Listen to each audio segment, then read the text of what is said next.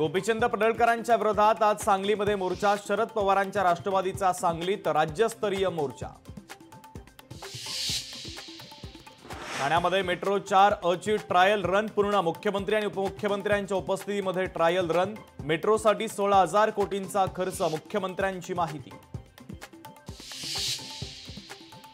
धाराशिवच्या परंडा तालुक्यातील अडकलेल्यांचं रेस्क्यू। पुरात अडकलेल्यांचं हेलिकॉप्टरनं रेस्क्यू, तर आतापर्यंत हेलिकॉप्टरनं 22 जणांचं रेस्क्यू करण्यात यश।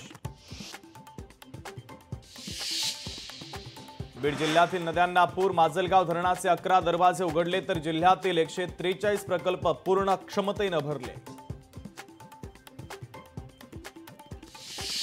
दिवाळीपूर्वी सर्व शेतकऱ्यांना नुकसान भरपाई मिळणार। सर्व ठिकाणच्या शेती संदर्भातले पंचनामे सुरू। कृषी मंत्री दत्तात्रय भरणे यांची माहिती।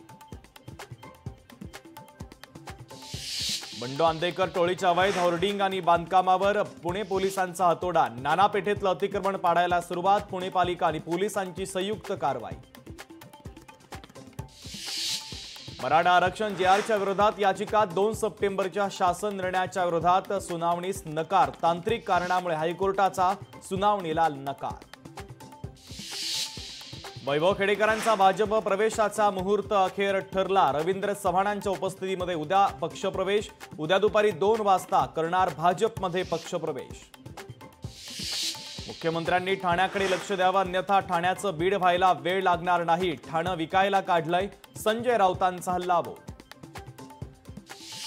देशभरात आजपासून शारदीय नवरात्रोत्सवाला सुरुवात। नवरात्रोत्सवाच्या निमित्तानं सर्वत्र विद्युत रोषणाई।